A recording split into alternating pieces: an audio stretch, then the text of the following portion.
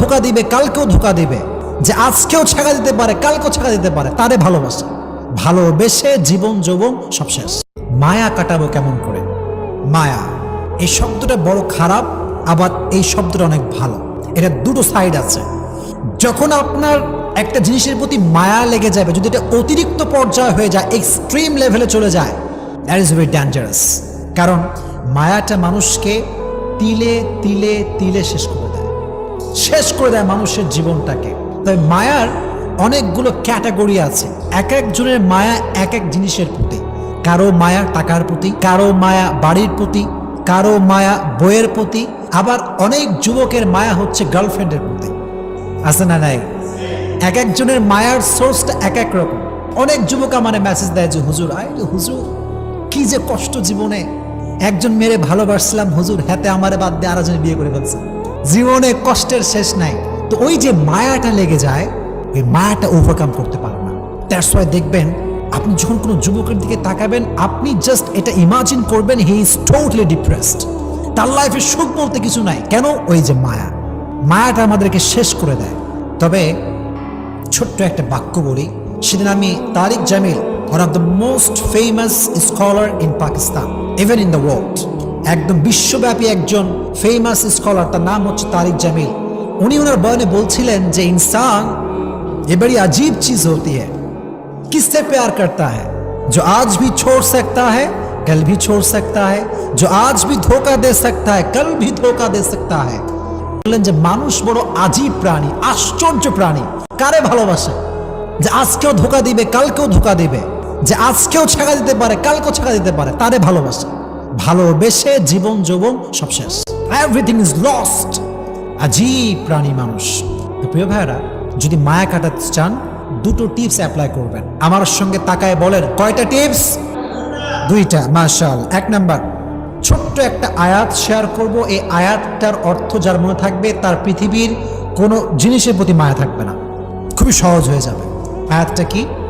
আল্লাহ তাআলা বলছেন, وعسى أن تكرهوا شيئا وهو خير لكم وعسى أن تحبوا شيئا وهو شر لكم والله يعلم وأنتم لا تعلمون। সূরা বাকারা 216 নম্বর আয়াত। আল্লাহ তাআলা বলছেন, এই মনোযোগ দেন এদিকে। আল্লাহর আয়াত কত সুন্দর দেখেন। আল্লাহ তাআলা বলছেন, ও মাই worshipper, sometimes you like something and you want that from your heart, but I'm not going to give it to you। আল্লাহ বলছেন, বান্দা, মাঝে মাঝে কোনো জিনিস তোর এত বেশি ভালো লাগে, এত বেশি পছন্দ হয় যে মনে হয় এইটা না পাইলে আমার পুরো জীবনটাই শেষ হয়ে যাবে, এবং তুই ওইটাকে মন থেকে চাস যে আল্লাহ আমারে দাও। দিন রাত, তাহাজ্জুদ, মাগরিব, আসর, এশা, always you want that from your heart, মন থেকে চাস তুই। কিন্তু আল্লাহ বলছেন, I am not going to give it to you, আমি তোরে দিব না এটা। আল্লাহ দিবা না মানে? আল্লাহ বলে, বান্দা, তোর জন্য কোনটা ভালো হবে, কোনটা বেস্ট, কোনটা পারফেক্ট, এটা তোর চাইতে ভালো জানে একজন। তিনি কে? আল্লাহ নোজ বেটার দেন ইউ। আল্লাহ আপনার চাইতে ভালো জানে। ম্যান, আমার ডিসিশন ভুল হতে পারে, আমার চয়েসটা ভুল হতে পারে, কিন্তু আল্লাহর ডিসিশন ভুল হতে পারে? এত আসতে বলেন কেন? ভুল হতে পারে? It's quite impossible. Just wait. ওয়াসা আন তাকরাহু শাইআ ওয়া হুয়া খায়রুল লাকুম। এটা প্রথম আয়াতের ট্রান্সলেশন করছি এবার।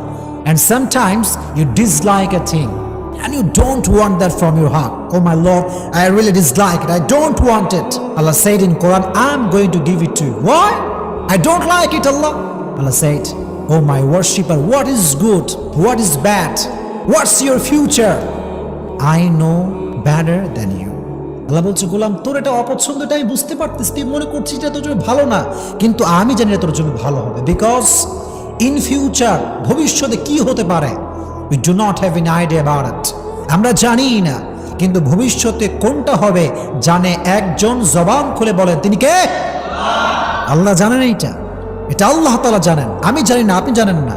এজন্য যুবকদেরকে বলছি, মেয়েদেরকেও বলছি, যেহেতু এটা মায়েরাও শুনছেন, যুবকদেরকে বলছি কথা এই জন্য, মাঝে মাঝে এরকম হতে পারে যে কোনো মেয়েকে তুমি পছন্দ করেছো, ফর এক্সাম্পল বলছি, এবং খুবই সিরিয়াস ইস্যু এইটা। তো দেখো, আমাদের যেই ভেতরে উত্তেজনা, ভেতরে যে রক্ত গরম, এটার কারণে কি হয় জানো? কোনো একটা মেয়ে সুন্দর হলে, কোয়ালিফাইড হলে,